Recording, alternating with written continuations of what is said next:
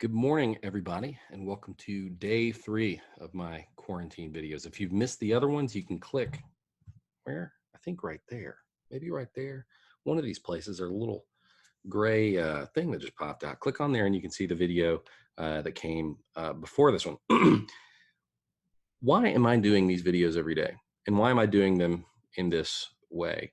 Uh, First of all, I want to provide some kind of normalcy for you. I know for a lot of you, you're stuck at home right now, or things are just weird. And so seeing my ugly mug just might be a little bit of normal for you. I thought that would be an encouragement to you. But I'm trying to keep these things upbeat as well, for a couple of reasons. There's a lot of negative nonsense on Facebook right now and all over the internet.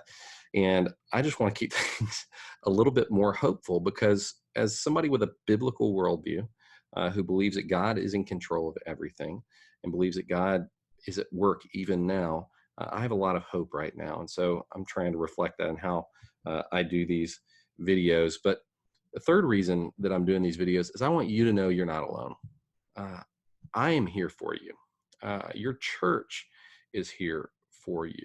The leadership of our church is here for you. I'm just a phone call away. I'm a text away. So is Pastor Idolo, Beth, Chris, and your shepherding elders. So we're here for you.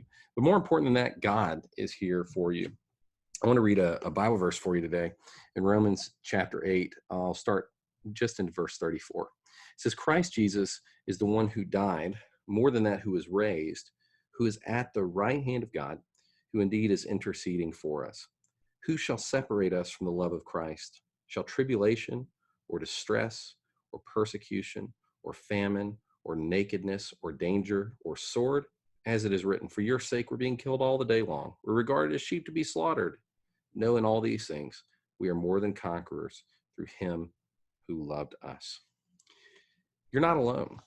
Jesus is at the right hand of the Father praying for you right now, whatever your situation. But the fact is, we're 3 days into this thing, right? And there is this sense of more and more isolation. I've talked to several of you on the phone in the last 24 hours who said, I kind of just feel cut off from everybody. I feel like I'm not talking to anybody. But I want you to know you're not alone. I'm here for you. Your church is here for you. Jesus is here for you. And that leads to the activity that I've chosen for today to kind of help you stay engaged and alert and active, even if you're stuck inside.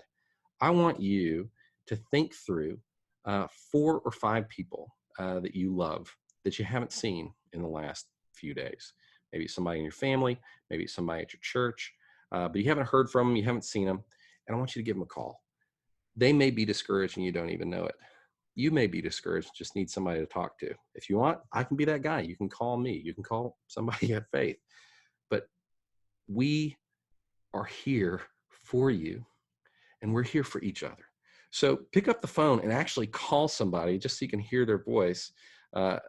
Texting is okay if you got kids screaming in the background. Trust me, I completely understand that. But that's your task for today. Give somebody a call, encourage them, or just catch up a little bit so you don't feel so cut off and so they don't feel so cut off yourself. We are not alone. Well, I have not forgotten the children's scavenger hunt today.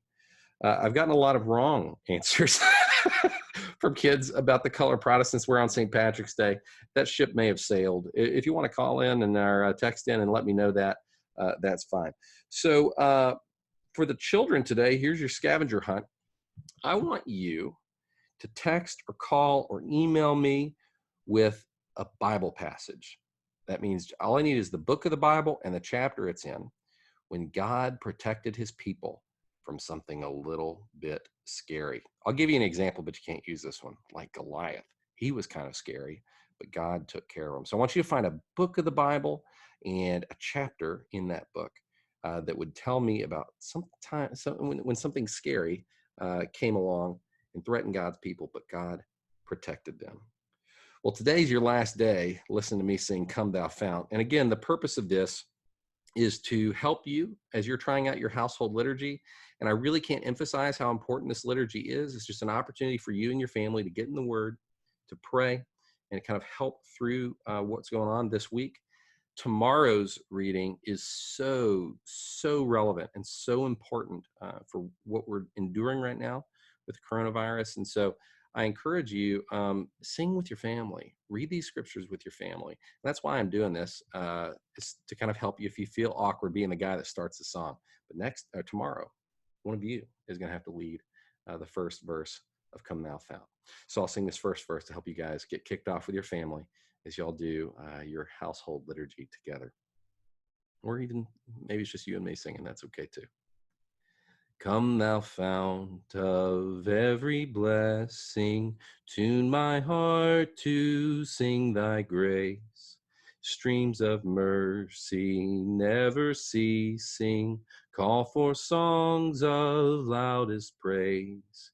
Teach me some melodious sonnet, sung by flaming tongues above. Praise the mount I'm fixed upon it, mount of God's unchanging love.